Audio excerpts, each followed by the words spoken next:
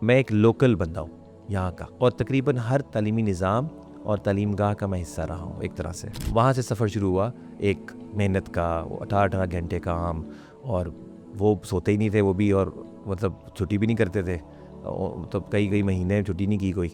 तो वो अजीब सी दुनिया थी। मैं स्कूल गोइंग बच्चों को, और जो हिफ्ज़ करते हैं बच्चे वो, और जो पेरेंट्स हैं वो, ये 3 तबकात को मैंने टारगेट किया है। और इनको मैं 8वीं जमात तक के मज़ामीन, जिसमें रियाजी और इंग्लिश सर फ़हरिस्त है, और इन दोनों के ज़रिए से हम सबसे ज़्यादा फोकस करते हैं सोचना सिखाएं, क्योंकि सबसे बड़ी चीज़ है सोचना। इसमें मज़ीद बात करेंगे। जामिया शरीफिया में मेरा मौलाना अब्दुल माशवी साहब रहमतुल्लाह अलैह, उनके साथ बहुत ताल्लुक़ था। वो बहुत प्यार करते थे, बहुत शफ़क़त थी उनकी, और मुझे कभी कभी लगता है उनकी दुआएं लगी हुई हैं। उसमें हमारी पूरी कोशिश थी कि हम बिल्कुल दूसरों पर ये बोझ ना डालें कि हम दीनदार लोग आ गए हैं, पीछे पीछे हट जाओ। हमारी कोशिश ये थी कि हम अच्छी तालीम मेरी बच्ची दे, और वो चाहे कि मतलब लोग इसलिए उसके दोस्त बनना भी चाहें कि यार ये बच्ची के साथ दोस्त बनेंगे ना तो हमारी बच्चे भी लाइक हो जाएंगे। तो मेरा पूरा फोकस ये था कि बहुत ज़्यादा मेहनत करनी है बच्ची पर। जिस माहौल में रहना है, जिस दुनिया में रहना है, उस दुनिया के साथ आशनाई होगी तो हम अपने पहचान पैदा होती है। और अगर आप हर अपने जैसे देखते रहें तो जैसे ही कोई चमक दमक नज़र आती है ना दूसरी जगह, तो वो रगबत होती है उसमें एक, क्योंकि उससे उकताहट होती है जिसमें ज़्यादा रहते हैं, और उसकी चमक होती है जो कम होता है मैसर। एक बहुत बड़ी वजह मेरे आलिम बनने की ये थी कि मैंने कहा घर से दीन मिलना चाहिए उसको। सुभान अल्लाह। मैं उसके हर सवाल का जवाब दूंगा। पाकिस्तानी माशरे में ख़ास तौर पे फेलियर और गलती का बहुत बड़ी कीमत है, नाकामी की बहुत बड़ी कीमत अदा करनी पड़ती है। जो बाहर कई मुल्कों में, जैसे जहाँ जिनमें कामयाबियाँ ज़्यादा, वो कहते हैं कि नाकामी को अप्रिशिएट करते हैं वो लोग, कि चलो तुमने सीखा, कोई बात है, आगे चलो। तो वो माशरा फिर हिम्मत करता है। जब मैंने दरस निज़ामी शुरू किया तो मेरी हालत ये थी कि एक तरफ वो अपनी जगह था कि मैंने शुरू बन चुका था मोमेंटम कि मैंने पढ़ना है बच्ची का ये वो, लेकिन ज़ाती तौर पर एकदम जैसे पाँव तले ज़मीन निकल गई कि यार मैं ये क्या कर रहा हूँ। हम लोगों का इंशाअल्लाह ताला जी ये है कि बच्चों को एक होलिस्टिक तालीम हो दीन और दुनिया की, और उसमें फ़हम और सोच को हम मरकज़ी वो रखें, और बच्चों को हर चीज़, जैसे आज का दौर है, हर चीज़ का क्यों पूछा जाता है, दलील पूछी जाती है, इसलिए मैं बार बार ज़ोर दे रहा हूँ कि इसके ऊपर हमें बहुत ज़्यादा करनी चाहिए बात। इन्नल हम्दुलिल्लाह वस्सलातु वस्सलामु अला मन ला नबिय्य बअदा क़ालल्लाहु अज़्ज़ा वजल फ़ी किताबिल मजीद वल बुरहानिर रशीद अलिफ लाम रा किताबुन अंज़लनाहु इलैका लितुख़रिजन नास मिनज़्ज़ुलुमाति इलन नूर बिइज़्नि रब्बिहिम इला सिरातिन अज़ीज़िल हमीद। क़ाल नबिय्यु सल्लल्लाहु अलैहि वसल्लम ख़ैरुकुम मन तअल्लमल क़ुरआन व अल्लमा। नाज़रीन सामीन, अस्सलामु अलैकुम रहमतुल्लाहि तआला व बरकातुहू। इस्लाम और हम के प्लेटफॉर्म से हाजिर हैं एक नई उन्वान बच्चों की तालीम और तरबियत के हवाले से। आज हमारे मेहमान बने हैं, किसी तारुफ़ के मोहताज नहीं हैं, मौलाना हाफ़िज़ इदरीस बट साहब दामत बरकातुहुमुल क़ुद्सिया। हाफ़िज़ साहब की बहुत सारी सलाहियतें हैं, अल्लाह ताला ने इनको नवाज़ रखा है। बैक वक्त जहाँ अगर आप हाफ़िज़ कुरान हैं, दरस निज़ामी के आलिम हैं, और इसी तरह से फिर कंप्यूटर साइंस से बाकायदा वाबस्ता हैं, और आजकल में जो इनका फ़ोकस है वो बच्चों की तालीम और तरबियत के हवाले से है। अब सबसे हम जानेंगे जो इंशाअल्लाह अज़ीज़ मेरे आपके लिए, तमाम सुनने वालों के लिए, बल्कि मैं अल्लाह की बारगाह में उम्मीद रखता हूँ कि पूरी उम्मत मुस्लिमा के लिए आज की ये गुफ्तगू इंशाअल्लाह अज़ीज़ मुफीद और मौसर साबित होगी। अब सब खुश आमदीद आपको प्रोग्राम आमद पर। बहुत शुक्रिया जी। जज़ाकल्लाहु खैरन। अब सब अभी यानी रिकॉर्डिंग से पहले जो हमारी गुफ्तगू चल रही थी, आप अपने हिफ्ज़ का बता रहे थे, तो मैं चाहूँगा कि वो नाज़रीन तक भी वो बात जानी चाहिए। तालीम और तरबियत तो हमारा उन्वान है, लेकिन थोड़ा सा बुनियादी तौर पर जो आपका सफ़र है उससे आगाज़ करते फिर हम आगे बढ़ेंगे। अब सब आप बता रहे थे कि आपने हिफ्ज़ जो किया है वो रिवायती एक मदरसे की दरसगाह से की है, जहाँ पर फटियाँ थी, कुरान मजीद वहाँ रखे हुए थे, और फिर वहाँ से आपने हिफ्ज़ किया। मैंने जो आपकी आवाज़ सुनी, इंतहाई खूबसूरत कुरान मजीद आप पढ़ते हैं, और यकीन जानिए कि अगर आप मुझे ना बताते ना तो मुझे यूँ लगना था कि जैसे आप ये कहेंगे जी कि मैंने हिफ्ज़ जो है ना वो मदीनतुल मुनव्वरा से किया या फ़लाँ अरब उस्ताद से किया। तो ये बात तो मेरे लिए बड़ी हैरानकुन थी कि आपने अंदरून शहर की एक जो है ना वो मस्जिद से आपने हिफ्ज़ किया। तो आप सब बताइएगा कि आजकल मतलब एक तासुर होता है कि सोसाइटीज़ वगैरह में, पोश एरियाज़ में रहने वालों में ये होता है कि हम अपने बच्चे को पढ़ाएँगे, एक ऐसे एनवायरनमेंट में पढ़ाएँगे जहाँ ये सहूलियात। तो आप बताइएगा ज़रा। अच्छा जी, बिस्मिल्लाहिर्रहमानिर्रहीम। पहले तो ये है कि ये जो तारुफ़ आपने करवाया है, मेरे लिए जो मौलाना का लफ्ज़ है ये बिल्कुल रिसेंटली ऐड हुआ है। मुझे याद है जब मैंने हिफ्ज़ किया था तो मुझे लोग हाफिज़ साहब कहना शुरू हो गए थे, तो मुझे बड़ा अजीब लगता था कि ऐसा क्या हो गया कि मैं तो आहिस्ता आहिस्ता आदत पड़ी। लेकिन अभी मैंने चूँकि दरस निज़ामी इसी साल मुकम्मल किया है, उससे पहले कोई मुझे मौलाना नहीं कहता था, लेकिन अब ओवरवेलमिंग मेजॉरिटी मुझे जो ख़ास तौर पे दरस निज़ामी को समझती है या तो वो मुझे अब मौलाना ही कह के बुलाते हैं, तो मुझे थोड़ी अभी इससे झिझक हो रही है। हाँ, और आशनाई इतनी नहीं है इस तारुफ से। लेकिन क्योंकि मैं एक तरह से हिफ्ज़ तो मैंने बचपन में कर लिया था, लेकिन ज़्यादा मेरा जो वक्त जो ट्रेनिंग हुई है तालीमी वो सारी जो है यूनिवर्सिटी और कॉलेज से हुई है। अलबत्ता मैंने मतलब तरावी पढ़ाने की वजह से या बरकत से ये है कि मुझे मतलब मेरा हुलिया जो है वो इसी तरह का था, लेकिन ऊंच नीच होती रही बीच में। तो लेकिन जो है और तबलीग में कुछ वक्त लगता रहा, तो उस वजह से भी जो है ना वो एक बेस बन गई थी उस तरह की दीनी। तो इनके मदरसे की तरफ तभी रिसेंटली। तो खैर आपने जो सवाल पूछा वो ये कि जी हम लोग शादबाग में रहते थे और मैंने प्राइमरी तक, मेरे अब्बू जो हैं वो प्रोफेसर थे, रिटायर हो गए, और उस वजह से हमारे घर का माहौल थोड़ा स्कूल की तरफ भी और दीन की तरफ भी था, क्योंकि अब्बू माशाल्लाह बहुत नमाज वगैरह पढ़ते थे। जिस मस्जिद से मैंने हिफ्ज़ किया था वहाँ पे जनरल सेक्रेटरी मेरे अब्बू थे, तो मस्जिद की इंतज़ामिया में भी थे, तो उस वजह से आपको पता है थोड़ा सा मस्जिद के बैकग्राउंड के अंदर भी आपकी एक्सेस होती है। देर तक बैठना भी होता था जुम्मे के बाद, कुछ इस तरह कुछ, तो एक अंदाज़ा रहता है, एक माहौल बनता रहता है। तो उनकी मेहरबानी है कि उन्होंने मुझे हिफ्ज़ पे डाला, और बच्चे को तो उस वक्त नहीं इतना पता होता कि वो क्या कर रहा है, क्यों कर रहा है, वालिदैन का फ़ैसला होता है।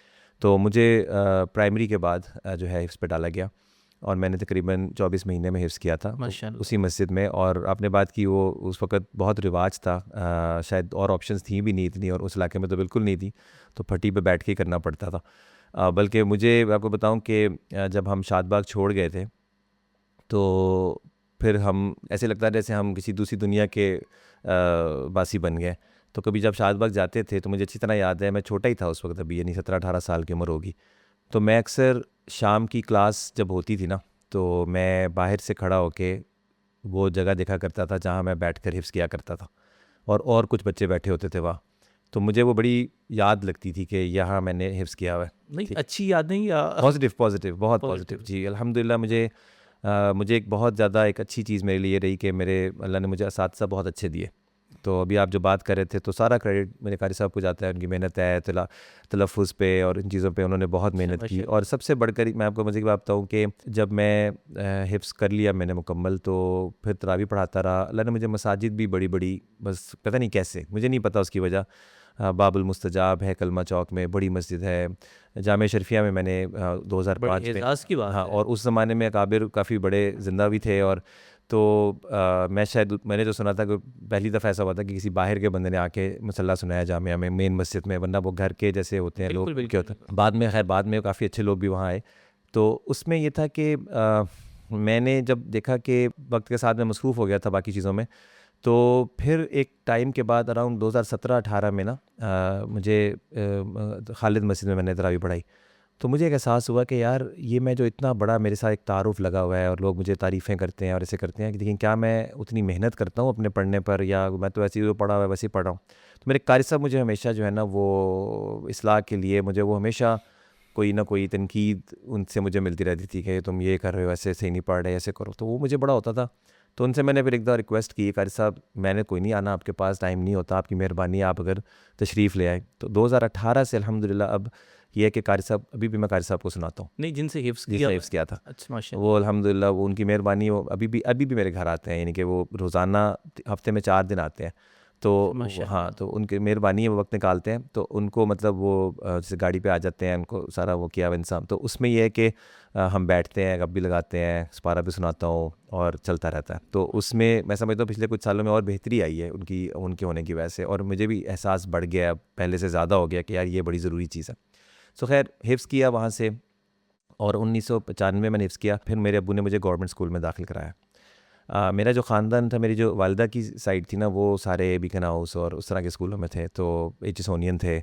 और मेरे वालिद साहब की जो साइड थी वो बहुत ज़्यादा कारोबारी, या यानी कि ज़रा कारीगर टाइप लोग थे, सोने का काम करना है या उस तरह की चीज़ें। तो तालीम का इतना रुझान मेरे अब्बू में ज़्यादा था।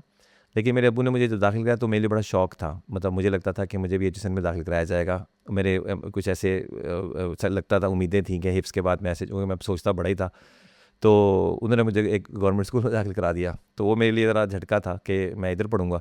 लेकिन अलबत्ता मैंने वहाँ 2 साल पढ़ा, मैट्रिक मैंने वहाँ से किया, टॉप किया मैंने वहाँ पे, तो अंधों में गाना राजा था मैं वहाँ। उसके बाद हम 1999 में हम अमेरिका चले गए 2 महीने के लिए। मेरे मामू डॉक्टर थे अमेरिका में, तो वो एक बच्चे के लिए जो शादबाग में रहता है, 16 साल उम्र है, मैट्रिक से फारिग हुआ है, तो छुट्टियों में अमेरिका चला गया और न्यूयॉर्क में फिर रहा है और इस तरह से। तो वो मेरे लिए एक बड़ा आई ओपनिंग एक एक्सपोजर था ना, एकदम दुनिया को आप बिल्कुल नई चीज़ देखते हो। वहाँ कहीं मुझे पता चल गया कि जी दुनिया का जो अमीर तरीन आदमी है ना, वो डॉक्टर नहीं है मेरे मामू की तरह, वो भी बहुत अमीर थे, लेकिन वो कंप्यूटर सॉफ्टवेयर में है। तो बस वो एक रहनुमाई थी। तो मैं वापस आया तो मैंने जो है ना अपनी इंजीनियरिंग वगैरह से निकल के मैंने उसमें दाखिला करा दिया। नहीं, अमेरिका जो आप गए थे सारे घर वाले गए हाँ, थे? सब घर वाले, और बल्कि मेरे बाकी यहाँ के मामू भी गए। वहाँ पे कुछ 27-28 लोग उनके घर में रह रहे थे, माशाल्लाह बड़े रिच थे और है मतलब। अच्छा, माशाल्लाह। तो उन्होंने सबको, और टिकटें भी उनकी थी और सब कुछ उन्होंने किया।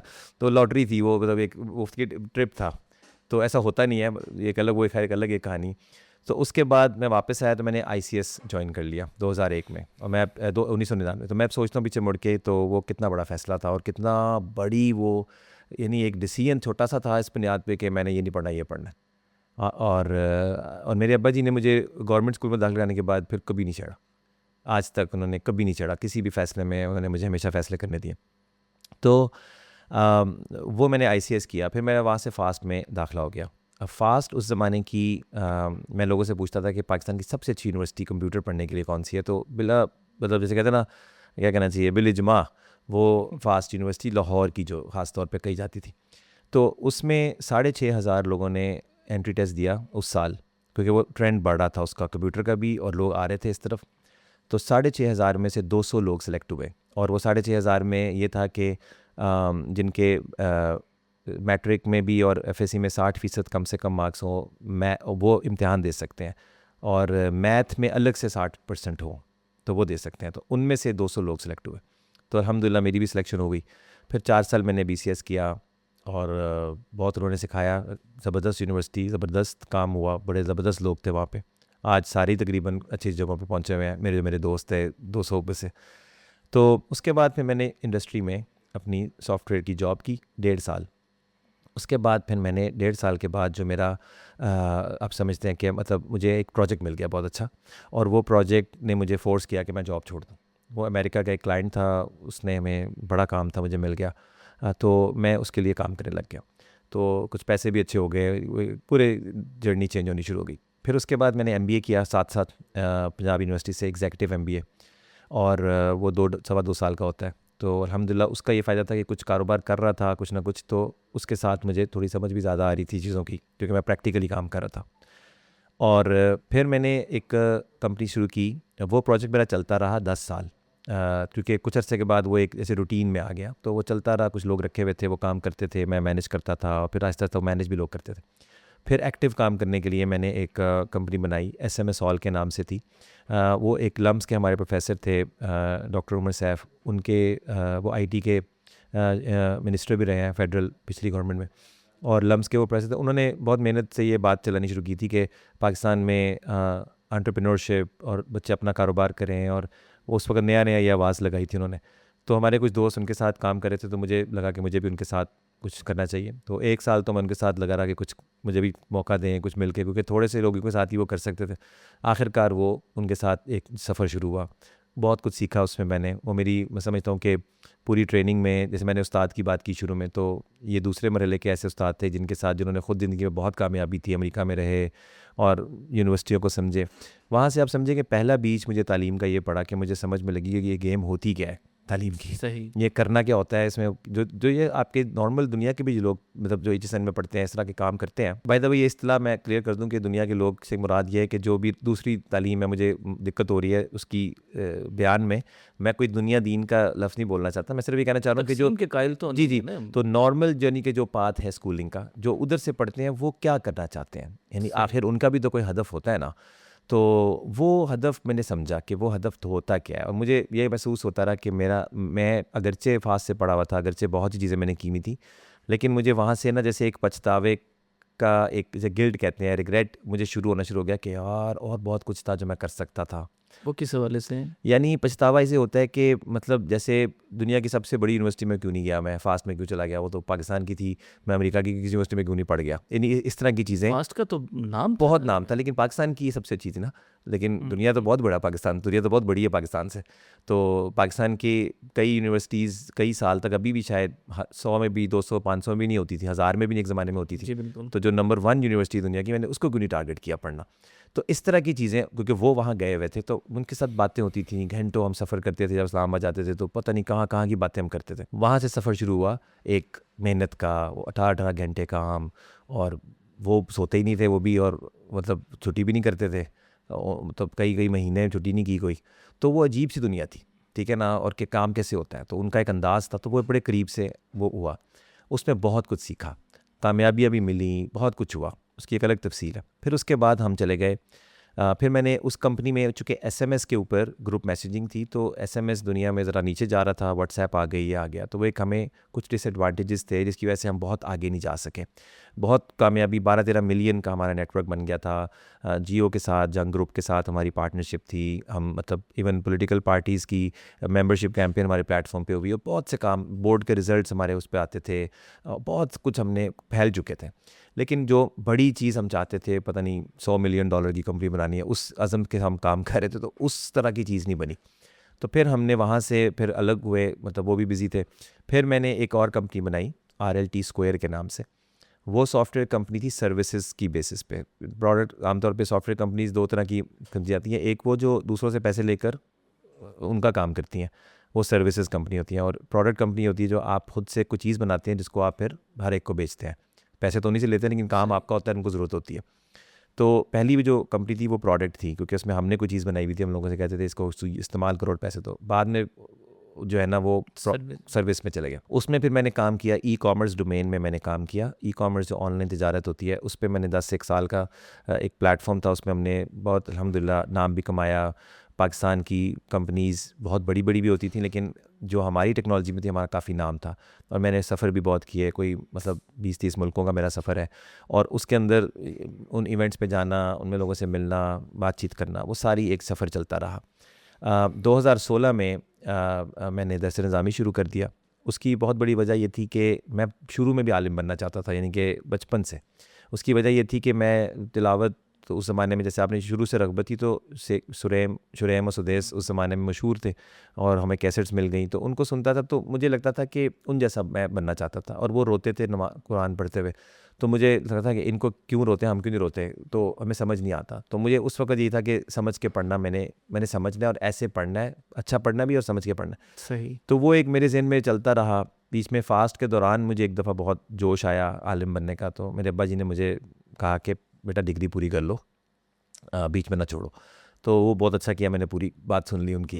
उसके बाद फिर मैं उम्मुल कुरा में, वहाँ से पढ़ना है तो उम्मुल कुरा जाना है, उसके मैंने बड़ा ज़ोर लगाया 2006-07 में कि मैं चला जाऊँ। तो वहाँ मतलब मेरा दाखिला नहीं हुआ, बस अल्लाह को मंजूर नहीं था। सही। और बड़ी सिफारिशें थी, मतलब बहुत कुछ था, लेकिन नहीं हुआ कुछ भी। फिर उसके बाद पाकिस्तान में जामिया शरीफिया में मेरा मौलाना अब्दुल माशवी साहब रहमतुल्लाह अलैह, उनके साथ बहुत ताल्लुक़ था। वो बहुत प्यार करते थे, बहुत शफ़क़त थी उनकी, और मुझे लगता, कभी कभी लगता है उनकी दुआएं लगी हुई हैं।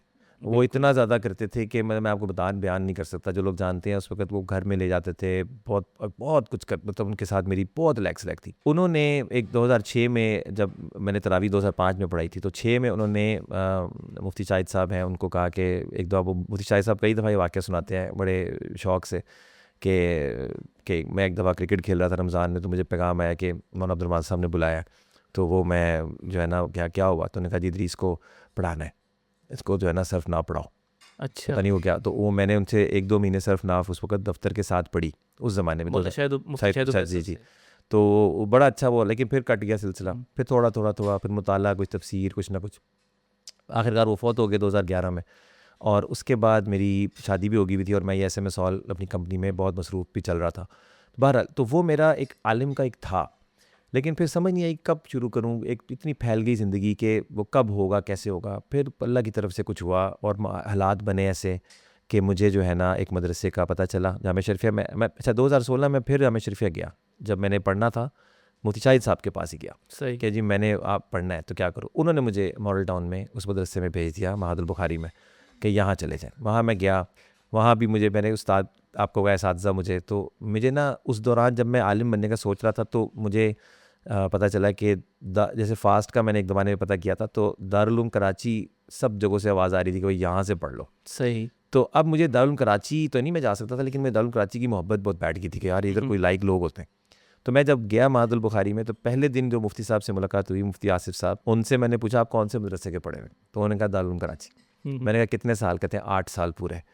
मैं कहा लो जी। और पता लगा कि वो उन्होंने पोजीशनें भी ली हुई है विफाक में 18 और दारुल उलूम कराची के इम्तिहानों में 24 में से 18 पोजीशनें थी। मैं यार कमाल ही हो गई, बस सही जगह पहुंच गए। सही। तो उनके साथ फिर शुरू किया, 7 साल वो चलता तो रहा। ये कैसे मैनेज करते थे आप, मतलब बस 3 घंटे की क्लासेस होती थी, 7 से 10 और 6 दिन इतवार की छुट्टी होती थी। तो बस जितना बस कम सोते थे, सुबह चले जाते थे और शौक़ था, बहुत शौक़ था कि पढ़ना है। तो ये आपका विफाकुल मदारिस का है या दारुल मदारिस पूरा जी। वो उनका इल्हाक था एक मदरसे के साथ, इम्तिहान के थ्रू होते थे।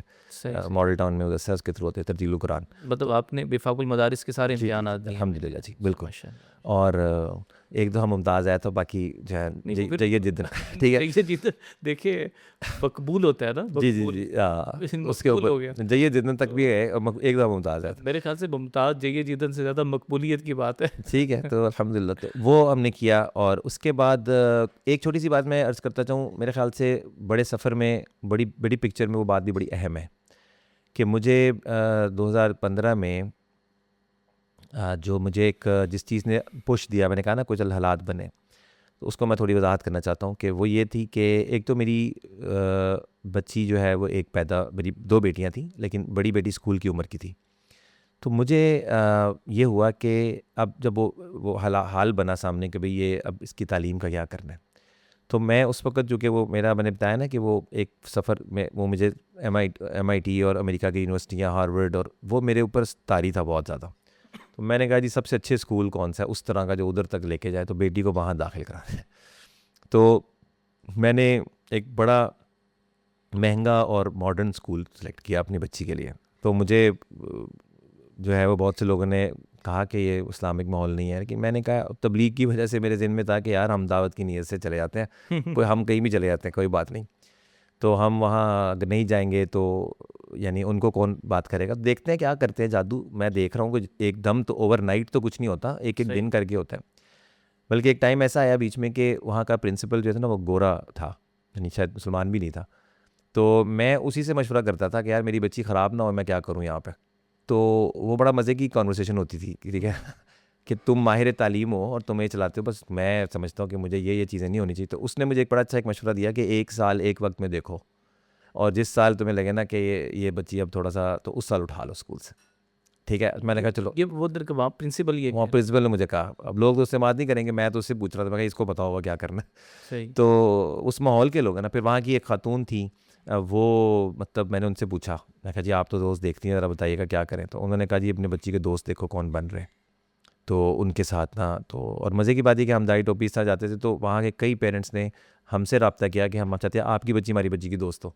अल्लाह। तो वहाँ पे ये भी एक फ़िल्म है पूरी जो कि लोगों को समझ नहीं आती, एक गेम है पूरी कि बच्चों के कि दोस्त वहाँ भी ऐसे लोग हैं। नहीं वो तो है, लेकिन वहाँ ऐसे लोग हैं कि जो चाहते हैं कि हम जैसे वहाँ जाएं, ताकि अगर वहाँ भी तो एक माहौल बनेगा ना, वरना तो हम वहाँ पे नफरत करके जाएंगे नहीं। तो ये होता है ना हम सब के कि नहीं हमने वहाँ नहीं जाना जी, बिल्कुल जाना ही नहीं। जाना ही नहीं। हाँ मैं बल्कि छोटी सी बात अपनी भी अर्ज़ कर दूँ कि मेरे वालिद साहब आलिम दीन और पंजाब यूनिवर्सिटी के टॉपर हैं 80 की दिहाई के। तो 10वीं क्लास में या 8वीं क्लास में था, तो स्कूल की यूनिफॉर्म में ना पैंट पहननी पड़ती थी, तो शर्ट मेरी बाहरी होती थी। तो एक साहब ने देखा तो मुझे कहने लगे, ओहो मौलाना की वजह से हम दीन के साथ वाबस्ता हुए, मौलाना के बेटे ने ये पहन लिया, ये कर लिया। तो ये उस मतलब आज से 10-20 साल पहले भी था और आज भी हमारे माइंडसेट उसी तरह से ही है। और आपने बड़ी प्यारी बात की कि उस माहौल में अगर दाढ़ी पगड़ी टोपी वाले लोग जाएंगे तो दूसरे लोग उनकी तरफ माइल होते हैं। तो वो और उसमें हमारी पूरी कोशिश थी कि हम बिल्कुल दूसरों पर ये बोझ ना डालें कि हम दीनदार लोग आ गए हैं पीछे पीछे हट जाओ। हमारी कोशिश ये थी कि हम अच्छी तालीम मेरी बच्ची दे, और वो चाहे कि मतलब लोग इसलिए उसके दोस्त बनना भी चाहें कि यार ये बच्ची के साथ दोस्त बनेंगे ना तो हमारी बच्चे भी लाइक हो जाएंगे। तो मेरा पूरा फोकस ये था कि बहुत ज़्यादा मेहनत करनी है बच्ची पर, मेरी मजबूरी थी। तो एक दफ़ा ऐसा हुआ कि मैं एक जगह पर खड़ा था, एक फंक्शन था कोई उस स्कूल का, तो मैं वहाँ खड़ा था चुप करके, तो एक साहब साथ खड़े थे, उन्होंने कहा अस्सलाम वालेकुम। वालेकुम सलाम हो गया। तो उन्होंने कहा जी आपकी भी बच्ची? मैं कहा जी मेरी बेटी का नाम ये है इस तरह। तो उन्होंने कहा कि अच्छा वो आपकी बेटी है? मैंने कहा जी। कहते मैं अभी आ रहा था तो मैंने अपने बेटे से पूछा है कि तुम्हारी क्लास में सबसे लाइक बच्ची कौन है, तो उसने उसका नाम लिया। सही। तो वो एक जैसे हमने मेहनत बड़ी की उसके ऊपर बहुत, हम हर मीटिंग में मैं जाता था, हर चीज़ में नज़र रखता था कि क्या हो रहा है। और फिर एक चीज़ ये भी होती है कि हमारे यहाँ पता नहीं ये बात बहरहाल शायद किसी को फ़ायदा हो जाए इस बात का कि देखें बहुत दफ़ा ये होता है कि वहाँ पर म्यूज़िक होता है, वहाँ पर ऐसे होता है, लेकिन मैंने ये देखा है कि हर कोई मौसीकी सीख कर मौसीकार नहीं बन जाता। मतलब ये नहीं है कि मैं अपने बच्चे के सामने गिटार रख दूंगा तो वो दुनिया का सबसे बड़ा गिटारिस्ट बन जाएगा और सारी ज़िंदगी यही करता रहेगा। बच्चे अपनी रग़बतों के एतबार से, तबीयतों के एतबार से चीज़ें करते हैं। बाज़ औक़ात जैसे एंटीबायोटिक होती है ना, यानी उस एंटीबॉडीज़ बनते हैं। बाज़ औक़ात ऐसे माहौल में रह के उसके साथ रहने की आपकी जो है ना वो बढ़ जाती है, उससे क़ुव्वत मुदाफ़त बढ़ जाती है। मतलब ये मुझे ऐसा लगता है, बहरहाल केस टू केस देखा जाता है। कोई सिमत में रहते हाँ हुए हाँ, रुख यानी कि एक उसूल नहीं है, ये देखना चाहिए। अगर आपको लगता है कि आपका ऐसा हो जाएगा तो आप ना करें, लेकिन बल्कि इस पे ना आपसे वो वाक़या भी याद आया, गालिबन मौलाना थानवी के पास शायद एक साहब आए कि जी पहले मेरा बच्चा हिंदुओं के स्कूलों में पढ़ता था तो बड़ा इसमें वो दीनी जज्बा था, अब मैंने इसको ना अपने हाथ दाखिल करवाया तो उन्होंने कहा जी मुखालिफ सिमत में जो है ना वो जज्बात ज़्यादा थे। हाँ, ये अगर तो मेरी कोशिश थी कि अगर ऐसा कुछ हो जाए ना तो वो बहुत बेहतर है, क्योंकि जिस माहौल में रहना है, जिस दुनिया में रहना है, उस दुनिया के साथ आशनाई होगी तो हम अपने पहचान पैदा होती है। और अगर आप हर अपने जैसे देखते रहें तो जैसे ही कोई चमक दमक नज़र आती है ना दूसरी जगह, तो वो रग़बत होती है उसमें एक, क्योंकि उससे उकताहट होती है जिसमें ज़्यादा रहते हैं, और उसकी चमक होती है जो कम होता है मैसर। खैर मेरे अपनी उस वक़्त ये सोच थी, मैं समझता हूँ कि उसमें बहुत बेहतरी आ गई है और उसकी रिफ़ाइनमेंट हो गई है बहुत ज़्यादा, लेकिन उन हालात में मेरी सोच ये थी कि मैं इस तरह सोच रहा था और बहुत गलत साबित नहीं हुई, ठीक है। लेकिन कुछ चीज़ें ऐसी नज़र आई बाद में जो कि अच्छी ऑप्शन कोई और होती तो वो। लेकिन दूसरी तरफ जो स्कूल्स थे, जो इस्लामिक स्कूल्स की तरह मतलब सुनाई देते थे, हमने दूसरी बेटी को फिर एक इस्लामिक स्कूल में डाला। नाम बताएंगे ज़रा? नहीं तो उसके अंदर डाला और हमें 6 महीने में पता चल गया कि ये नहीं चल रहा काम। एक बेटी ये और एक बेटी ये, ज़मीन आसमान का जैसे फ़र्क नज़र आना शुरू हो गया कि वो हाँ वो और भी बातें कर रही है और ये बिल्कुल ही और तरह की बातें कर रही है। ये दुआएं याद कर रही है, रट्टे लगा रही है, मतलब कुछ पता नहीं है क्या करना है। वो सवाल पूछ रही है, सोच रही है और मुताला कर रही है। तो हमने कहा यार ये तो भाई अजीब सा कोई घर में, जो इस्लामिक स्कूल में थी वो रट्टे मार हाँ वो रटे मार रही है और वो मतलब उसको दुआ याद करा के परफॉर्मेंस करा रहे हैं उससे, यानी कि उसकी एक्टिविटी बिल्कुल जैसे कहते हैं महदूदियत में बहुत महदूद मुझे महसूस हो रहा था। बच्चे के अंदर तख्लीकी सलाहियत बिल्कुल नहीं थी और एतमाद और वो सब। तो मैंने कहा यार एक ही घर में 2 बहनें, वो तो मसला पड़ जाएगा, तो गिरबान पकड़ लेगी बड़ी हो गई कि जी आपने मुझे किस तरह की। तो हमने बहरहाल उसको, अभी मेरी तीनों बच्चियाँ उसी स्कूल में जाती हैं, तो खैर हमने बहरहाल उसको चलाया। तो उसमें मैं ये कहना चाह रहा था कि मुझे एक सवाल पैदा हुआ कि मेरी बेटी को वहाँ तो मैंने डाल दिया, अब उसके दीन का क्या करना है। एक तो ये है कि दीन अल्लाह ताला खैर करेगा, नहीं ये तो ठीक नहीं है। तो आप यकीन करें कि एक बहुत बड़ी वजह मेरे आलिम बनने की ये थी कि मैंने कहा घर से दीन मिलना चाहिए उसको, सुभान अल्लाह, मैं उसके हर सवाल का जवाब दूंगा, ठीक है। और एक मसला ये भी था कि, और अभी भी है, कि हमारे यहाँ एक शोर इतना मच चुका है दीनी मैसेजेस के अंदर कि इतनी आवाज़ें हैं कि कुछ सुनाई नहीं दे रहा, ठीक है। क्या सही है क्या गलत है, वो बहुत कुछ, मतलब उनको पता है जिनको पास है, वो जो समझते हैं उनके पास, लेकिन जिनके पास नहीं है ना वो बेचारे बहुत, उनके साथ बहुत क्या अंदर अच्छा क्या बुरा, मतलब कोई कुछ कह देता है ये है ही नहीं दीन में, और कोई कह रहा है ये ही दीन है। अब वो कहेगा यार ये किस तरह का दीन पढ़ रहे हैं दोनों, कि जो कह रहा है कि बिल्कुल ही नहीं है और ये कह रहा है ही यही।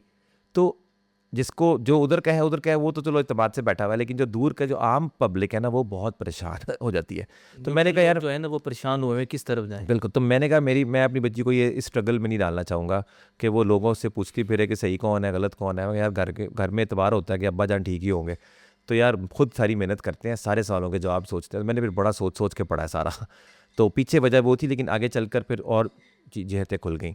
दूसरी एक बात ये भी थी कि मैं एक और मेरे पर्सनल ज़ाती तौर पे मैं एक इम्तिहान से भी गुज़रा कि मैं जब दोबारा ये 2014 में मैंने जब थोड़ा सा मतलब SMS हॉल से जब मैं निकल रहा था वो ख्वाब टूट रहे थे कि अब वो कंपनी नहीं बनेगी उस तरह, वो एक पूरा सफ़र होता है। तो बड़ा दिल टूटा हुआ था थोड़ा, क्योंकि इतनी ज़ोरों शोर से हमने 4 साल काम किया हुआ था कि वो सोच नहीं पा रहे थे कि अब बहुत पीक पे थे। बहुत पीक पे थे, और हर एक दुनिया को बताया हुआ था कि हम ये कर रहे हैं, अब किस तरह बताएंगे यार नहीं कर रहे अब। तो वो बड़ा एक बहुत था, जैसे एक तलाक हो जाती है ना तो एक अजीब से कैफियत होती है कि धूम धड़के से शादी की, बाद में पता लगा जी इकट्ठे ही नहीं रह रहे, तो वो एक दर्द होता है कि यार ये शर्मिंदगी सी महसूस होती है। और हमारे यहाँ फिर बहुत ज़्यादा पाकिस्तानी माशरे में ख़ास तौर पे फेलियर और गलती का बहुत बड़ी कीमत है, नाकामी की बहुत बड़ी कीमत अदा करनी पड़ती है। जो बाहर कई मुल्कों में जैसे जहाँ जिनमें कामयाबियाँ ज़्यादा, वो कहते हैं कि नाकामी को अप्रिशिएट करते हैं वो लोग कि चलो तुमने सीखा, कोई बात है आगे चलो, तो वो माशरा फिर हिम्मत करता है। हमारे माशरे में डरे होते हैं कि यार कुछ कर लिया तो पता नहीं कितनी जूते पड़ेंगे, कुछ गलत हो गया तो बात ही नहीं करते। खैर, तो मैं जब दोबारा वहाँ से निकला दिल टूटा हुआ, तो मैं फिर वहाँ से तबलीग की तरफ फिर दोबारा दिल चाह, जहाँ से बात चली थी, फिर दोबारा वो 4 महीने पे चला गया।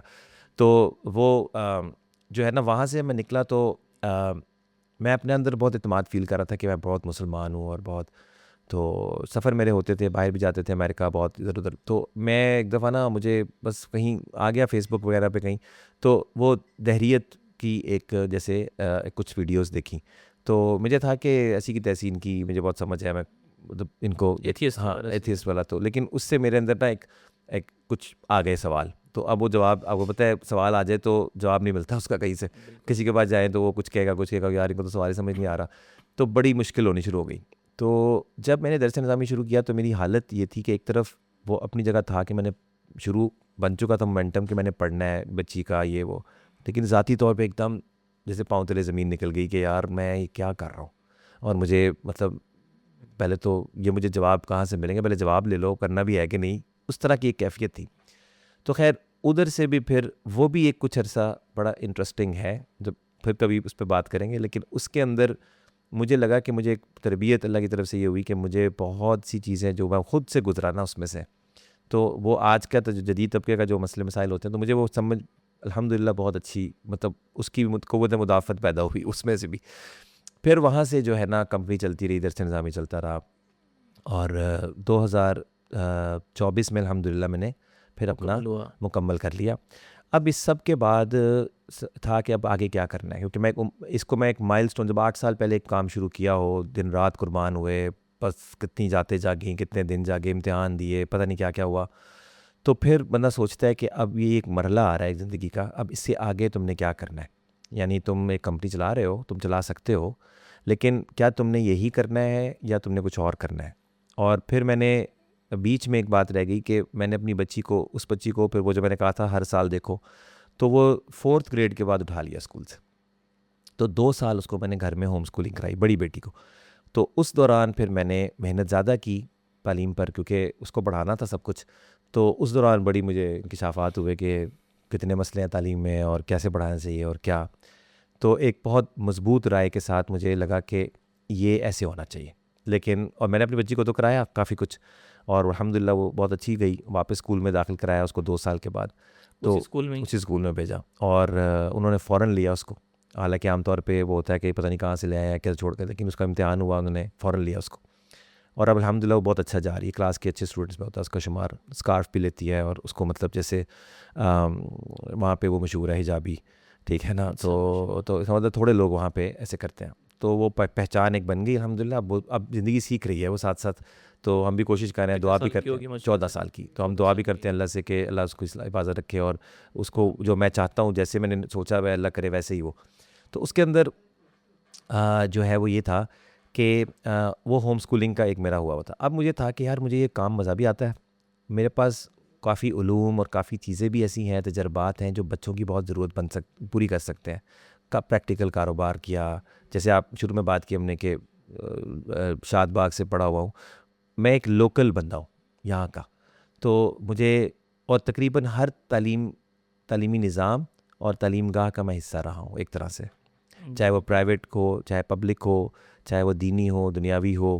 हमारी एक क्लास होती है पेरेंट्स की जो मैं पढ़ाता हूँ, तो उसमें मदर्स को मैं पढ़ाता हूँ, माएँ हैं कि बच्चों को अपने घर में पढ़ा सके। तो उसमें एक खातून है जो मेरी यूनिवर्सिटी की पढ़ी हुई है फास्ट की, और एक है जो मदरसे की पढ़ी हुई है। तो मज़े की बात है वो दोनों लाइक हैं। तो वो जो कभी शुरू में मदरसे वाली ज़रा खामोश थी क्योंकि उन्होंने रियाजी इतनी पढ़ी नहीं हुई थी, और दूसरी जो थी वो फास्ट वाली, वो उन्होंने पढ़ा भी हुआ था, तो वो बहुत ज़्यादा जवाब दे रही थी। लेकिन उन्होंने माशाल्लाह दूसरी जो फ़तवा उन्होंने बड़ी मेहनत करके ना आ गया उधर। तो अब अक्सर ऐसा होता है कि मैं मुश्किल सवाल कोई पूछता हूँ ना, तो एक दफ़ा मैंने पूछा तो वो कभी उन्होंने जीत लिया, कभी उन्होंने जीत लिया। तो मैंने उनसे कहा जी आप दोनों के जीतने पर मुझे लगता है मैं जीता हूँ। सही। मुझे कभी नहीं लगता कि ये मदरसे वाला, क्योंकि मैं मदरसे का भी हूँ और मैं यूनिवर्सिटी का भी, यूनिवर्सिटी के भी हैं। तो मुझे लगता है कि मैं ही कर रहा हूँ दोनों जगह पे। तो ये एक बड़ी, इससे बड़ा ज़बरदस्त व्यू बनता है आपका, यानी आपका व्यू पॉइंट थोड़ा फ़र्क हो जाता है ना, आप अपनाइयत महसूस करते हैं। फिर एक बात तो उसमें मैंने तालीम का मैंने कहा यार अब आखिरी बैटल शुरू करते हैं ज़िंदगी की, आखिरी एक मतलब मुहिम जोई करते हैं, और इसमें जो है ना दिल की सुनते हैं। और मेरे जितने जानने वाले हैं मुझे, जब मैंने शुरू किया तो मुझे कहते हैं, शायद मेरे शऊर में इतना नहीं था, लेकिन वो मुझे कहते हैं तुम काफ़ी अरसे से ये कह रहे थे तुम ये करना चाहते हो। इसका मतलब है कि मेरे मुंह से निकलता था ये कि मेरे शऊर में नहीं था, लेकिन अब वो मुझे कहते तुम तो 2010 में कह रहे थे यार ये होना चाहिए, वो होना चाहिए, वो होना चाहिए, सही। ठीक है, ऐसे होना चाहिए, ऐसे होना चाहिए।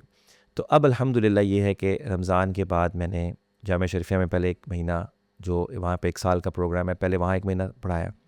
फिर मैंने छुट्टियों में 3, जामिया शरीफिया में क्या पढ़ाया? वहाँ पे एक इदारा है जो 1 साल प्रोग्रामिंग सिखाता है उलमा को, सही। तो उनको मैंने रियाजी पढ़ाई 1 महीना 7वीं 8वीं तक, और वो बड़ा ज़बरदस्त मेहनत से पहला वो हुआ। उसके बाद पता नहीं था क्या करना है एग्जैक्टली, तो मैंने कहा चलो वहाँ पढ़ के फिर निकले थे तो एक ज़हन बना हुआ था। दूसरे नंबर पे मैंने फिर छुट्टियों में ऑनलाइन भी पढ़ाया और एक स्कूल के साथ पार्टनरशिप में समर कैंप पढ़ाए 3। और इस सारे मतलब तजर्बे के बाद फ़ैसला हुआ कि अब मुझे एक ऑनलाइन ही रखना है, बहुत सी वजूहत है उसकी। और मैं स्कूल गोइंग बच्चों को, और जो हिफ्ज़ करते हैं बच्चे वो, और जो पेरेंट्स हैं वो, ये 3 तबकात को मैंने टारगेट किया है। और इनको मैं 8वीं जमात तक के मज़ामीन, जिसमें रियाजी और इंग्लिश सर फ़हरिस्त है, और इन दोनों के ज़रिए से हम सबसे ज़्यादा फोकस करते हैं सोचना सिखाएं, क्योंकि सबसे बड़ी चीज़ है सोचना। इसमें मज़ीद बात करेंगे भी। सोचना यानी मंतिक, इसको आप आसान अल्फाज में, लेकिन सोचना और तख्लीक और तख्लीकी सोच होना, और उसके अलावा दुनिया का फ़हम, दुनिया की समझ देना, और ऐसे उसूल और ऐसा जहन बनाना कि जो उन्हें प्रैक्टिकल ज़िंदगी में काम आए।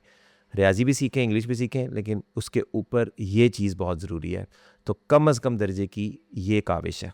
सही। जैसे जैसे हम अपनी, क्योंकि हम एक बिन बुलाए मेहमान की तरह आ गए हैं, क्योंकि वहाँ पर स्कूल हैं, लोगों ने दाखिल कराए हुए हैं बच्चे, और उसके अंदर जो है ना स्कूल के बाद वाली जो जगह है वो भी बुकड है सारी। कहीं कारी साहब आ रहे हैं, कहीं कोई क्रिकेट खेल रहा है, कोई फुटबॉल खेल रहा है, कोई कुछ कर रहा है, किसी का ट्यूटर लगा हुआ है मैथ का, कोई ट्यूशन जा रहा है, तो बुकड है सारे। सही। 1 मिनट भी नहीं है उनके पास कुछ करने के लिए। तो हम आ गए हैं आवाज़ लगा के, जी हमारे साथ भी चले, कोई 2-2.5 घंटे में भी दे दें। जैसे तबलीग वाले कहते हैं ना कि 3 दिन में देते, हम कह रहे हैं 2.5 घंटे में दे दें। वो तो रोज़ाना के 2.5 घंटे मांगते हैं, हम हफ्ते के 2.5 घंटे मांगते हैं, हफ्ते के 2.5 तो घंटे। कि इतना दे दें। तो उसमें बहरहाल अल्हम्दुलिल्लाह अभी हमारे पास कोई 50 के करीब बच्चे हो गए हैं, और जो ये मंथली है हर महीने का जैसे, और लंबा चलेगा इंशाल्लाह, अगले साल का भी होगा। और तो उसमें अल्हम्दुलिल्लाह इस पर हम काम कर रहे हैं। तो वो मैंने बहुत खुशी से शुरू किया। और जो मेरी सॉफ्टवेयर की कंपनी है वो चल रही है अल्हम्दुलिल्लाह। मेरी टीम को अल्लाह जज़ाए खैर दे, वो मेहनत कर रहे हैं इतने साल से, वो काफ़ी हद तक चल रही है। तो अल्लाह से ये दुआ है कि ये जो ट्रांजिशन मैं कर रहा हूँ, जब तक मैं पूरा ट्रांजिट ना कर जाऊँ तब तक वो चलती रहे।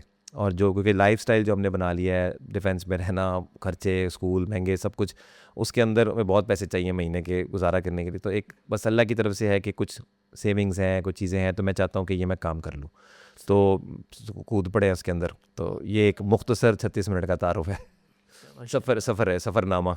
जज़ाकुमुल्लाह खैरन। वो है ना कि वुसअत दिल बहुत है, वुसअत सहरा कम है। तो लेकिन तालीमी मतलब ये एक सफ़र था आपका, और ये आपने बयान फरमाया।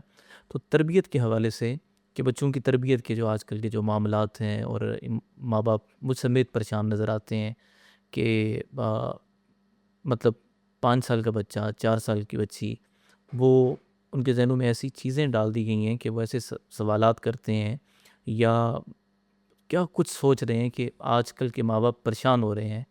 तो आपका जो मतलब जो एक यानी जो आप डिज़ाइन कर रहे हैं, कोर्स जी डिज़ाइन कर रहे हैं, तो इसमें बच्चों की तरबियत के हवाले से क्या है? देखें, मेरी राय में थोड़ा सा आपको, मैं इसको बड़ा डिफरेंट तरीके से देखता हूँ। मैं ये समझता हूँ, जैसे मैंने आपसे कहा कि सबसे पहले ना ज़मीन हमवार होना ज़रूरी है। अगर आपको कानून की अहमियत नहीं पता तो आप कानून को कभी सीरियस नहीं लेंगे। अगर आपको अल्लाह ताला का तारुफ़ नहीं है, ईमान नहीं है आपका, तो आप अहकामात को कभी सीरियस नहीं लेंगे। ठीक है ना? मैं इसी तरह समझता हूँ कि जब तक बच्चे की सोचने की सलाहियत ठीक नहीं है ना, तो वो किसी भी चीज़ में घुसेगा ना तो वो तंग होगा। यानी उसमें एक सतियत होगी और उस सतियत की वजह से उसको कुछ समझ आ जाएगा, कुछ नहीं समझ में आएगा, और भेड़ चाल और माहौल की जो कशिश है वो उसमें घुलना मिलना ज़्यादा रग़बत उसकी रखेगा। तो मैं ये समझता हूँ कि पहली बात तो ये है कि हमें बच्चों की जो अर्ली 10 साल, जो पहले 10 साल है, उसके अंदर हमें सबसे पहले ये देखना चाहिए कि उनका वक्त कहाँ लग रहा है। और उस वक्त के लगने में देखें, हम समझते हैं हम स्कूल दाखिल करा दें तो कुछ हो जाएगा। ये इसको हम थोड़ा सोचें कि स्कूल में कैसे कोई जादू हो जाएगा। स्कूल वाले तो कहेंगे कि हम बहुत कुछ कर रहे हैं, और वो करते भी बेचारे हैं, मतलब बाप का बच्चा संभाल लेते हैं 6 घंटे पैसे लेकर। लेकिन ये है, और कुछ ना कुछ सिखाते भी हैं, सब कुछ है। लेकिन अगर आप किसी को 10,000 रुपये फ़ीस देते हैं, आप इसी में रहते हैं कि मैं 10,000 दे रहा हूँ बड़ी मुश्किल से, भाई वो ठीक है, लेकिन वो 10,000 में आपको 2 लाख कैसे दे दे? ठीक है, सही। तो वो 10,000 में 5,000 का उस्ताद रख लेगा। वो 5,000 वाले को जितनी दुनिया की समझ होगी, जिस वजह से वो 5,000 लेके पढ़ा रहा है, वरना तो किसी के पास ज़्यादा चीज़ें हों तो वो कोई बड़ी चीज़ करेगा ज़िंदगी में, वो स्कूल में थोड़ी पढ़ाएगा। तो उसको मुझे समझ नहीं आती कि ये किस तरह की, और ऐसे बात कर मामा मुझे कहते हैं कि हमारे बच्चे पे बड़ा प्रेशर है, 4th जमात का बच्चा है, 5वीं का बच्चा है, बहुत प्रेशर है, स्कूल के इम्तिहान देने हैं, होमवर्क करना होता है। तो मैं हैरान होता हूँ कि ये इस उम्र में आपने किस चक्की में उसको डाल दिया है, जिसके अंदर मतलब 2-3 घंटे काम के बच्चे के लग जाए ना, वो ज़्यादा बेहतर है इससे कि उसको आप इतना करें। तो पहले नंबर पे मैं समझता हूँ कि बच्चे को तरबियत क्या है कि कुछ समझ आए पहले। सही। तरबियत उसको भी तो पता लगे तरबियत क्यों ज़रूरी है।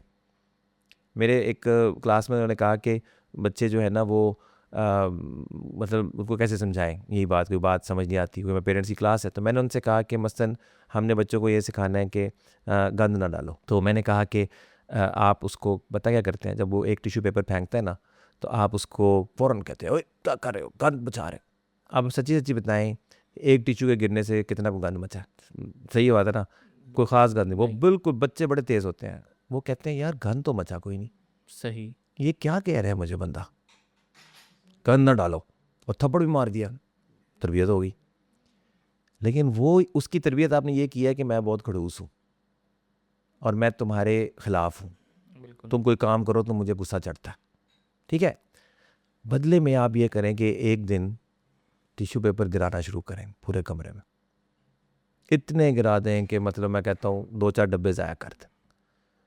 अब उसके साथ बैठ के तज्जिया करें इसका कि यार ये सही है कि वो सही है। एक कमरे में ले जाएं कि ये कमरा है, दूसरा कमरा ये है, कौन सा अच्छा है। एक मिसाल दे रहा हूँ मैं। अब जो उसको बात समझ लग जाएगी ना, तो वो नहीं। अब मेरी बच्ची है, वो एक दफ़ा बैठी हुई थी तो एक छोटा सा कीड़ा आ गया वहाँ।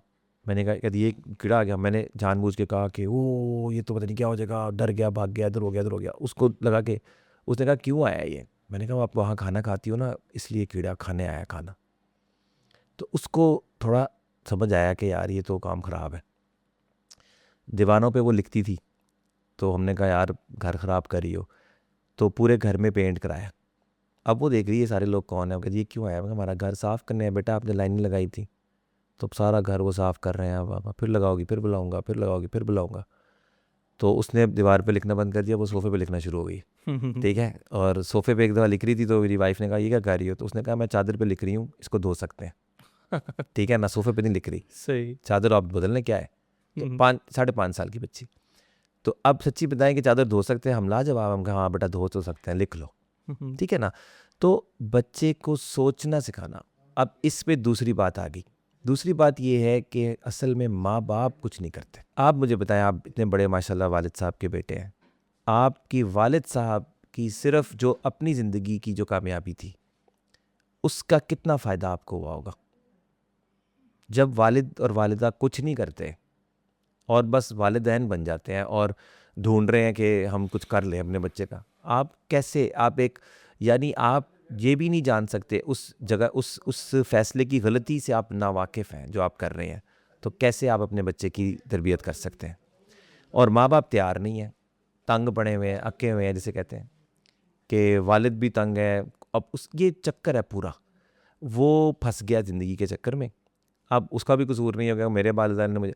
तो ये एक मसला ये हो रहा है कि हम शॉर्टकट और हम तज्जिया ठीक नहीं करते, और हम फैसला करते हैं कि कोई जगह होगी जहाँ बच्चे को भेजेंगे। और फिर जो हमारे जो बड़े होते हैं, जो एडवाइज़र्स होते हैं, मैं कहता होता हूँ कि वो भी बेचारे अगर कहें ना, मेरे पास कोई मशवरा लेने आए, मैं अक्सर गंदे बुरे मशवरे देता हूँ मायूस करने वाले, क्योंकि मैं सच बोलता हूँ, मैं उम्मीद नहीं दिलाता। मैं कहता हूँ ये करोगे तो होगा, नहीं तो नहीं होगा। वो कहता है यार इसे कुछ नहीं पता, फलां बंदे ने तो कहा था ये करो तो बंदा ठीक हो जाएगा। मैं कहा कर लो। तो ऐसे होता नहीं है। तो पहले तो अपनी एक्सपेक्टेशंस को हम ठीक करें कि तरबियत को आप तरीका बता देंगे, कोई पूड़ी देते हैं तरबियत की, तरबियत की कोई पूड़ी नहीं है। सही। आप उनके सामने रोल मॉडल माँ बाप बने। माँ अक्सर उल्टा ये होता है कि माँ बाप अपनी काम छोड़ देते हैं बच्चों की तरबियत के लिए, जबकि मैं समझता हूँ वो ज़्यादा काम करें उनके सामने नज़र में रहते हुए, ताकि वो उनको देख देख कर सीखता है बच्चा कि यार ये क्या हो रहा है। अपने काम को एंजॉय करें। मैं कभी कोई बैठा होता इतना खुशी से अपनी को कामयाबी घर में जिक्र करता हूँ, तो बच्चों में वो शऊर पैदा होता है कि यार ये ऐसे कैसे घूम रहा है। मैं आपको एक मिसाल देता हूँ बच्चे को पढ़ाने की। मैं अपनी बच्ची को पढ़ा रहा था एक दफ़ा, तो एक मौजू मैथ का था, उस पर मैंने उसको एक चीज़ पढ़ा दी, और मैं सोच रहा था कि ऐसी होगी। तो बाद में मुझे एहसास हुआ कि शायद ये ठीक नहीं मैं बता रहा। तो मैंने कहा बेटा एक सेकंड ठहरो, मैं ज़रा इसको देख लूँ इसमें क्या गलती है। तो मैंने उसको गूगल किया, देखा, तो मुझे वो तसल्ली बख्श जवाब ना मिला। वो ज़रा गहरा सा सवाल था। तो मैं कहा यार ये नहीं। अब हमारे घर में मेहमान आए हुए थे, और वो मेहमानों के बावजूद मैं उसको पढ़ा रहा था। तो मैंने देखा इसको बिठाया भी हुआ है और ख़ुद भी तसल्ली नहीं हो रही। तो मैंने उसे कहा बेटा आप जाओ खेलो। वो परेशान हुई कि पढ़ने का सीन क्या। मैं कहा यार वो मुझे ना, मैं पहले समझ लूँ इसको। अब वो चली गई, मैं पढ़ना शुरू हो गया, बैठा हुआ। आप यकीन करें वो कोई 40 मिनट के बाद कमरे में आई खेलती हुई देखने के लिए। तो मुझे कहती है आप अभी तक वही कर रहे? मैंने कहा मैं वही कर रहा हूँ। अब वो 2 सेकंड का उसने जैसे सकता पॉज था, और फिर चली गई। लेकिन मैंने इसको क्या सिखाया कि इस चीज़ में जब आप फंसते हैं तो उसका क्या तरीका है निकलने का उसमें। आप समझे मेरी बात ना? तो रोल मॉडल बने माँ बाप। वो ये हम अक्सर मोबाइल, आप सुना है कि मोबाइल हाथ में पकड़ा हुआ तो वो क्यों नहीं पकड़ेगा, ठीक है। हम नमाज़ नहीं पढ़ेंगे तो वो कैसे पढ़ेंगे, ठीक है। हम दीन की तारीफ़ नहीं करेंगे। कारी साहब की मिसाल देता हूँ मैं। आप मुझे बताएं, घर में इतना शोर मचता है, तुम्हारे कारी साहब आ गए हैं, तुम्हारे कारी साहब आ गए हैं, पढ़ो, ये आवाज़ अक्सर सुनते हैं। आप मुझे बताएं कि सारे माँ बाप जो वहाँ दोनों माँ बाप हैं उनका तलफ़ुज़ ठीक होता है जो कारी साहब की आवाज़ लगा रहे होते हैं? बिल्कुल भी कभी ऐसा हुआ कि वो वालिदैन के पास एक दिन बच्चे से कि बच्चा 1 मिनट पीछे हटा, मैं अपना काफ ठीक करा लूँ? तो बच्चे को क्या लगेगा कि यार ये तो कोई काम है करने का। बिल्कुल। तो मैं ये समझता हूँ कि मैं मुख्तसर बात आज की इस प्रोग्राम की हद तक डायरेक्शनल बात कर सकते हैं, हम अंदर तक तो नहीं जा सकते, लेकिन 2 बातें मैंने कही हैं। एक, बच्चे को समझ दें, सही और गलत की समझ, सही और गलत के अपने इल्म से ज़्यादा ज़रूरी है कि सही ज़्यादा अच्छी चीज़ है क्यों, गलत बुरी चीज़ है क्यों। फिर बच्चा सही ढूंढेगा उस चीज़ का। देखिए ना, इन्नल हसनात युज़हिब्न सय्यिआत। अच्छे काम की तरफ आप आ जाएंगे तो बुरे 100 हो सकते हैं, अच्छा एक है उस चीज़ का। उस अच्छे को आप करते चले जाएं, रोशनी जलाएं तो अंधेरा ख़त्म हो जाएगा। बच्चे को सिर्फ प्यास लग जाए कि मैंने सही क्यों होना है, ये नहीं पता होता लोगों को, बस उसको देना शुरू कर देते हैं। तो वो मेरा ख्याल है कि बहुत देर पा नहीं होता। मतलब एक हवा लगती है कॉलेज की, एक वीडियो देखता है ऑनलाइन, एक उसको आज़ादी की झलक नज़र आती है ना, तो वो गया सारा आपका 10 साल का आपने जो एक रेत का महल बनाया हुआ था वो गया। उसकी बजाय आप उसको खड़ा होना सिखाएं दुनिया में, आप उसको बताएं। और हल्का फुल्का, मैं हमेशा ये सोचता हूँ कि मैंने ज़िंदगी में कितनी गलतियाँ की हैं, और उन गलतियों की वजह से अगर मुझे कोई पकड़ लेता तो शायद मैं जेल में होता, या मुझे कोई घुसने ना देता कहीं। अल्लाह सत्तारुल अयूब है और अल्लाह रहमान है, रहीम है। तो मैं ये समझता हूँ कि हम अपने बच्चों को थोड़ा सब्र के साथ, इतनी बदगुमानी ना करें कि अगर उसने कोई थोड़ा सा कुछ कर लिया ना तो ये पता नहीं ये क्या बन जाएगा बड़ा होके, और रोको पकड़ो मारो खड़ो, ये सब काम ख़राब कर रहा है। और आजकल तो मोबाइल के बाद सोशल मीडिया के, आपको क्या पता वो क्या देख चुका है, क्या क्या जानता है, आपको नहीं बताता, ठीक है। तो आप इसको बच्चा ना समझे, बेवकूफ़ ना समझे, बड़े तेज़ बच्चे हैं। सही। एक तो सोचना और हाई लेवल पे उनको बड़ों की तरह जैसे ट्रीट करें, उनकी इज़्ज़त भी करें, उनके साथ बहुत ओवर तरबियत है, अपनी तरबियत ज़्यादा करें उनके सामने, उनको तरबियत याफ्ता होकर दिखाते तो शायद उनके पास एक मॉडल हो जो उन्हें काम आए। बहुत तो खूब, के मतलब कि ख़ुद हम जो है ना वो मुरब्बी बनने के साथ साथ अपनी तरबियत का भी। बिल्कुल, मैं तो ये समझता हूँ कि माँ बाप कामयाब होना दिखा दें, मेहनत करता हुआ दिखा दें, अपने दीन की जर्नी उनके सामने रखें, अपनी ज़िंदगी पेश करें उनके सामने कि बेटा मैं पहले ऐसे करता था, फिर ये हुआ, मैं ये करता हूँ। ठीक है, तो बच्चों को बड़ा असर होता है माँ बाप का, मतलब ओन करते हैं वो। लेकिन आप किसी के हवाले करें, ढूंढते रहें, ये कर दें वो कर दें, शॉर्टकट ना ढूंढें प्लीज़। सही। टाइम लगता है, ज़िंदगी भर के लिए उसको संवारना है। आजकल तो बस शॉर्टकट है ना कि जी वहाँ से वो वजीफ़ा करना है, बता दें, वो फलाना करना है, तो ये है। बच्चे सुधारने के लिए वजीफ़ा बता दें। और एक अजीब सी बहरहाल चपकलिश चल रही है, या जो भी घरेलू तनाज़ात और बिल्कुल। ये बहुत सारी चीज़ें हैं।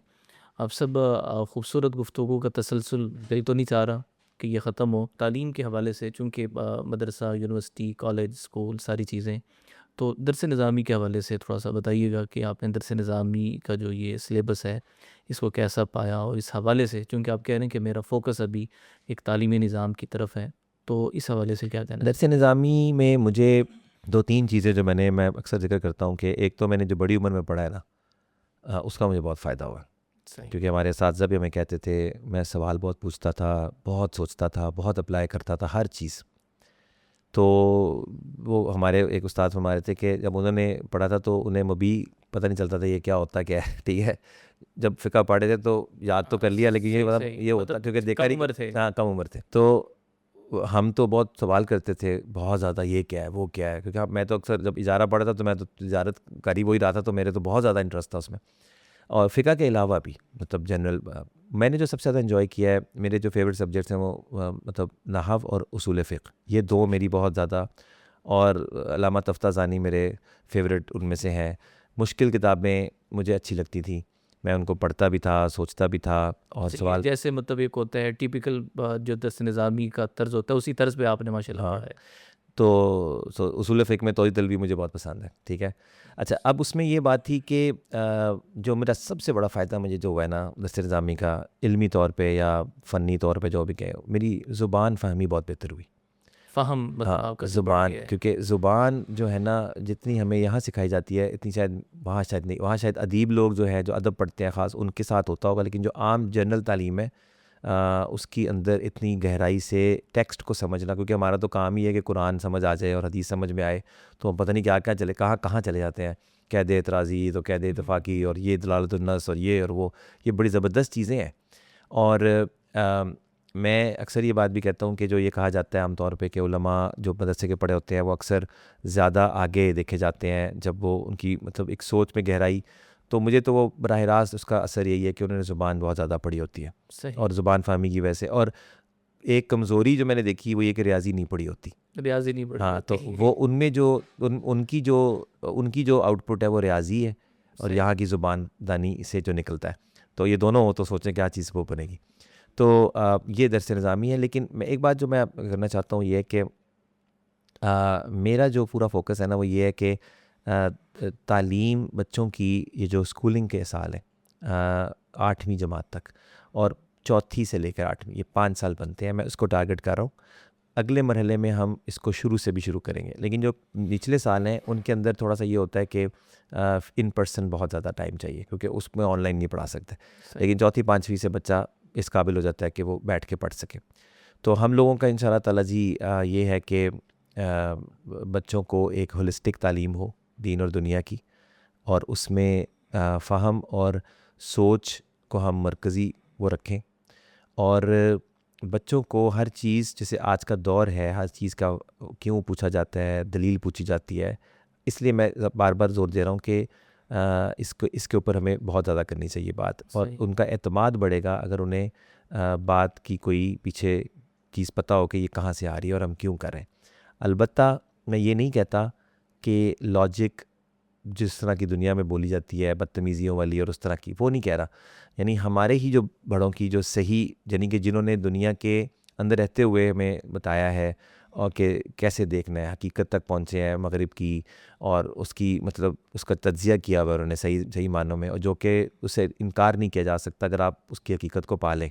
सही। लेकिन और उसमें हर चीज़ की बुराई भी नहीं है कि आप हर चीज़ को ही गलत कहेंगे, तो वो भी एक जैसे एक गैर फितरी सी बात लगती है कि यार इसके अंदर क्या गलत है यार, जस्ट बिकॉज कि ये ऐसा है, अगर वो रोटी खाते हैं तो हम रोटी खाना छोड़ दें, ठीक है। तो जो वो काम सही कर रहे हैं वो ले लें, और जो नहीं सही कर रहे हैं वो क्यों नहीं सही है वो समझ लें और उसको छोड़ दें। मतलब अपने अपने जो है ना वो जूता लेने अपने नाप का लेना हाँ, अपने नाप पर, बिल्कुल बिल्कुल।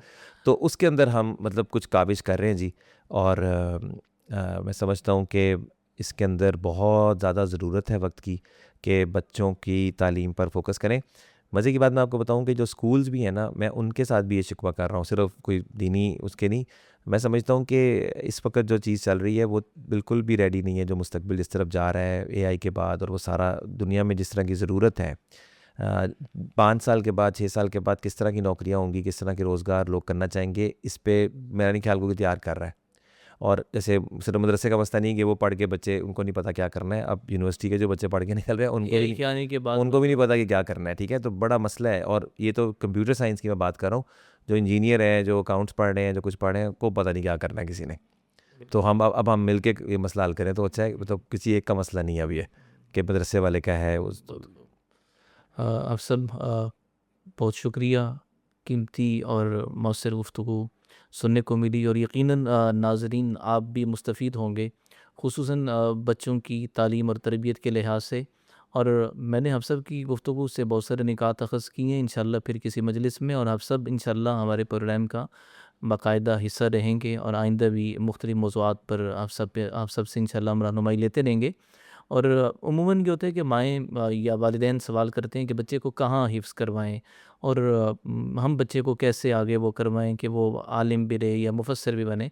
तो यहाँ आप सब एक मॉडल के तौर पर मैं ये समझता हूँ कि मैं आपके सामने रख रहा हूँ कि अंदरून शहर की एक मस्जिद से आपने हिफ्ज़ किया, और फिर उस हिफ्ज़ पर अल्हम्दुलिल्लाह अब तक अबूर, और आज भी इतनी मसरूफ़ियात के होते हुए भी हफ़्ते में 4 दिन उसी उस्ताज़ के सामने जो है ना ज़ानो तलम्मुज़ आज भी तय किए हुए हैं कि जिनसे 1995 में हिफ्ज़ किया था, और आज भी बाकायदा कुरान करीम सुना रहे हैं, और कुरान से गहरी वाबस्तगी है। तो लिहाजा वो वालिदैन जो अपने बच्चों को यानी बच्चों को हिफ्ज़ करवाते हैं, और उसके बाद फिर वो जो पंजाबी में कहा जाता है ना मगरू लाओ वाली बात, वो नहीं करना पड़ेगा, बल्कि बच्चे पे फ़ोकस रखना होगा। और फ़ोकस का अंदाज़ भी यही कि जो आप सब ने बात की, कि कभी ख़ुद भी ये एहसास पैदा करें कि बच्चे को अगर कारी साहब लगवाए हुए हैं, तो कभी उस कारी साहब के पास बैठकर अपना भी कुछ पूछ लें कि मेरे क़ाफ़ को देख लें, मेरे स्वाद को देख लें, या बुनियादी तौर पर ये चंद मसाइल हैं, मुझे ये बता दीजिए, ताकि दीनी तालीम की अहमियत बच्चे के अंदर पैदा भी हो। और दूसरी तरफ मैं अहले मदारिस, चूँकि मैं मदरसे से वाबस्ता हूँ, और मैं अपनी ज़ात को भी मुखातिब करके अपनी ज़ात के तवस्सुत से आप उलमा और तलबा की खिदमत में अर्ज़ कर रहा हूँ कि आने वाला दौर पुरफितन दौर है और ख़तरनाक दौर है।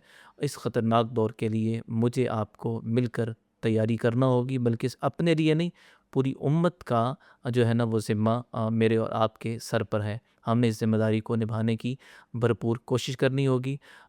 शामिल रहिएगा, इंशाअल्लाह एक नए प्रोग्राम के साथ फिर हाज़िर ख़िदमत होते हैं। जज़ाकुमुल्लाह खैरन।